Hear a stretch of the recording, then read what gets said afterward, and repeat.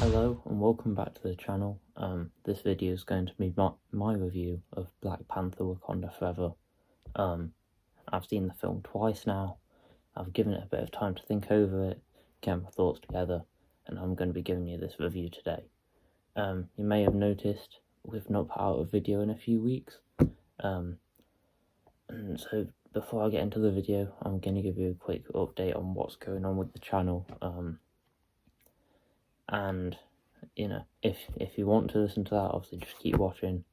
If not, I'll put the timestamp in the description so that you can go and skip ahead to the review.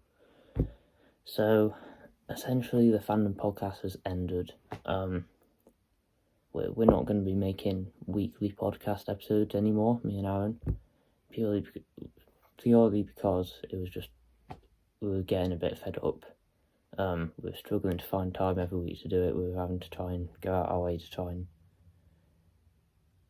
call each other and talk about stuff, and it was taking up quite a bit of time in our weekends and our time off. And you know, we're going into like our GCSE years at school, and we just need a bit more time outside of lesson to just go and do work. And so we didn't really have the time to be doing weekly episodes, and there was just too much to talk about, and there was so much to talk about that we never really knew what to say anymore. We felt like we were just putting out 45-minute videos every week and just saying the exact same things for every single thing that we talked about, and so it was getting very monotonous and quite the same. So yeah, we're not going to be making any more weekly podcast episodes, but we're still going to be making videos, just less often, and they're going to be more focused videos like this one. So this video is just going to be a Black Panther review, nothing else. So I'm just going to share my thoughts on Black Panther. It'll be a bit longer than a normal review would be that was part of a podcast episode, but it's going to be just one focused video where I just talk about one thing. And that's what most of our videos are going to be like. We might do some rankings, we might do like reviews, trailer reactions, or trailer discussions. And obviously at the end of the year, we're still going to do like our fandom podcast awards, where we rank all of the shows and films that have come out in 2022. So I've still got a few videos planned for the rest of the year, for the rest of 2022. A few I want to get in throughout the next month. So yeah, just keep your eyes peeled for them. Like that's it really. We're not making weekly episodes, but we're still going to try and bring out some content for you guys. Okay, so into my Black Panther Wakanda Forever review, and in my opinion, this film was incredible. I think it was my favourite MCU film of the year, definitely. One of my favourite films of just general films of the year overall, and probably one of my favourite MCU Phase 4 projects, which I mean isn't the most difficult task, to be fair, but it's an incredible film, I'd say. It's on level with, if not better than, the first Black Panther film in my opinion. So I'll start off with some positives. And I mean, the main thing we've got to mention here with this film is how they handled Chadwick Boseman's death. After the rest in peace Chadwick Boseman, he died in the last couple of years, I believe, during lockdown and COVID and all that. Died of cancer, unfortunately. And so that was while they were making this film. And so it was a really difficult job for Ryan Coogler and the whole creative team to make a film without him that centered around his character of Black Panther. And so there was lots of speculation around whether they'd recast him, whether they'd, change it to a different character, what was going to happen. I think they definitely went with the right approach in this film, where King T'Challa dies at the start of the film, and they have spoiler warning, by the way, for the film. If you've not seen the film, don't watch on. go watch it, come back, because there will be lots of spoilers in this review. So obviously with Chadwick Boseman's death, T'Challa dies at the start of the film. It's a lot about grief, the film. A lot of mourning throughout the film. It's done really well. And they have Shuri take over the mantle of Black Panther. Which honestly, I've seen some complaints about online. And honestly, I just think, why? Because I think that was probably the best decision they could go for that fit the story the best. I think if they had any other character take over, then it wouldn't have really made much sense, in my opinion. I think if they'd had him recast, it wouldn't have been as sentimental, and it wouldn't have honoured Chadwick as well as it did. So I really think they went down a great route with how they handled his death in this film. The next thing I've got to mention, obviously I just mentioned they have Shuri take over the mantle of Black Panther. I think her character arc in this film is done really well. I think it's an amazing character arc, the way she goes through grief. She's not willing to accept that he's died. She's almost blaming herself for his death, and that she couldn't come up with a cure in time. And so she starts the film in a really horrible place mentally and emotionally. And the way the film not only gets her through that, it puts her through absolute torture to get there, dare I say, with Queen Ramonda's death as well. And then, on top of all that, it has her becoming Black Panther towards the end. And the bit I really love about her character arc is the kind of internal struggle she has of what kind of Black Panther she's going to be, whether she's going to lean more towards T'Challa's Black Panther of being really noble and always wanting to do the right thing morally, or whether to lean more towards Killmonger from the first film and his kind of going out for revenge, and avenging all of his, like, her family members that have died. Obviously, she's in a similar position to Killmonger here. She's not really got anyone else around her at this point to advise her, and no family left, and so it's a really powerful film in that way, and her character arc really develops and is really great to see throughout the film. And I've got to say, one of the things that it does really well, I think that is really clever, is her Black Panther suit and how that reflects that internal struggle, as the silver of T'Challa's Black Panther, the gold of Killmonger's. So it represents that internal struggle of which way is she going to go. And it all kind of comes down to the last point in the battle with Namor at the end of, is she going to kill him, or is she going to, like, allow him to go on and just be peaceful with him, and deal with it the right way, and deal with their conflict the correct way of talking it out and coming to an agreement. And obviously, in the end, she chooses to be more noble, like T'Challa. But it's not just Shuri's character, in this film that's done really well. I'd say it uses lots of smaller characters really well as well. Though you have Okoye, though you have Angela Bassett playing Queen Ramonda. You've got Ironheart, who I think is a great character.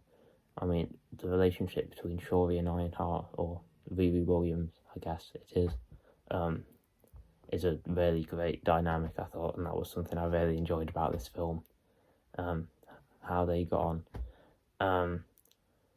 So you've got smaller characters like that. You've got the whole Dora Milaje. You've got M'Baku is in there as well, who's almost kind of like a mentor for Shuri at some point. So it's really interesting to see how all those smaller characters fit into it, and how they have actually larger roles in this film than they did in the past. And the acting, the casting and the acting for those characters is great, for all the characters in fact. Standout performances, Angela Bassett. She's had lots of positive comments about her online already, and it's very deserved, because I mean that throne room scene after she's lost Shuri, and she strips Okoye of her rank as the head of the Dora Milaje. Incredible scene, so powerful. You've got Letitia Wright. I know there's lots of controversy around her and how she dealt with COVID and lockdown and everything.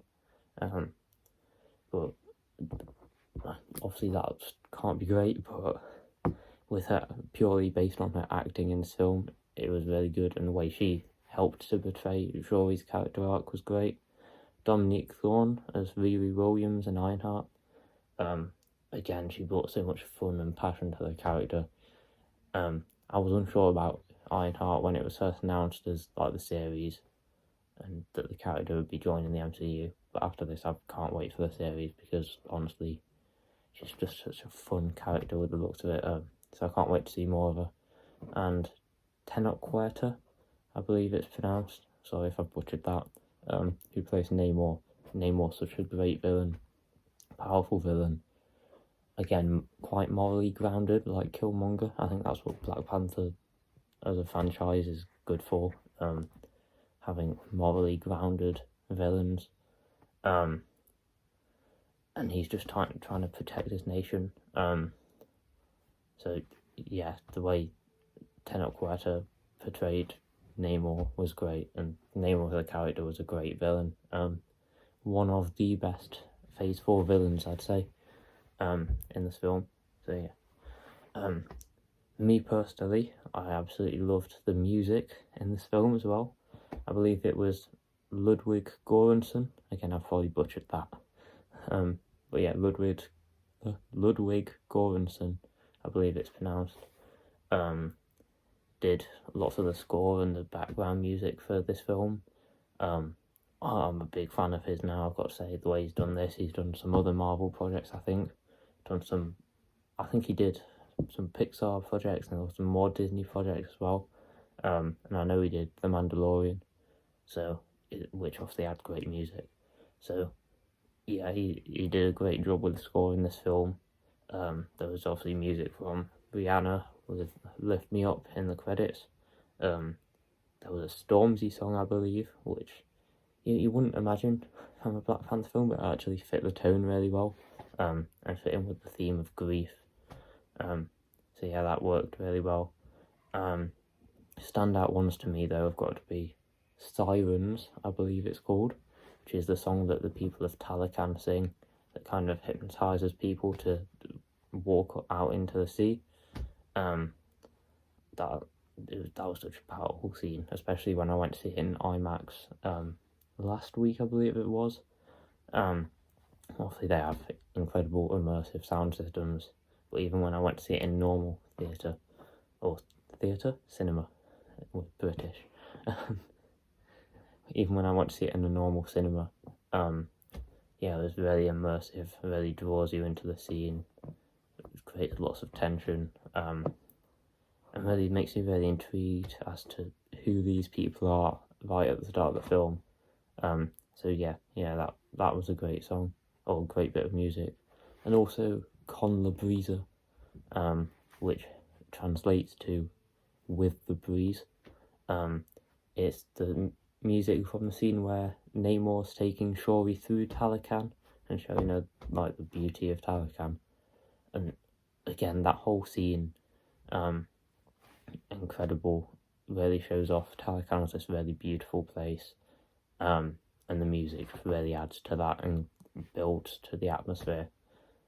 I mentioned their visuals throughout the film were incredible, cinematography was great, whether you're in the Jabari Mountains or down in Talakan or all across the world, whether you looks amazing visually. And finally, for the positives, just the overall story, I've got to say, was really good. The battle between Wakanda and Talakan, the way they really delved deep and took their time going into the background of Namor and the background of Talakan, the way it linked so closely back to the first Black Panther film, I really appreciated, because in Marvel we've been getting lots of sequels like Multiverse of Madness, where it's more of a sequel to other big MCU projects rather than the original film. And with the overall story, I've got to say, the pacing, lots of people complained about how long the film was, and how it got boring at parts. I personally thought it was paced really well. I thought it never really got boring. It always kept it interesting and the story flowing. That might just be me, because I don't mind these films with a bit less action and a bit more time developing characters and developing just themes of the film. That's why I didn't mind Eternals as well, I think. But yeah, I personally think the film was paced really well. The story was done really well, and overall it was like I said, it was a great film.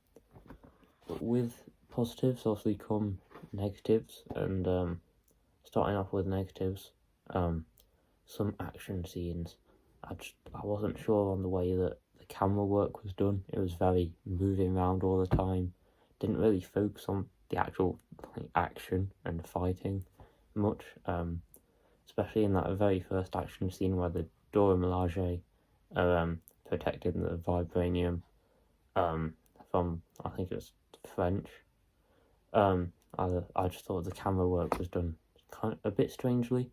Not too bad. It was still obviously decent fight scenes. But yeah, at times the camera work during fight scenes was a bit strange. And the final fight as well, between Shuri and Namor, the way that Shuri kind of overpowers Namor just by using technology. I know that's very true to her character, so I don't mind it as much. But I don't know whether the way to defeat the villain of your film is to just have her turn on some technology that blasts him with like fire. I just wasn't sure about that.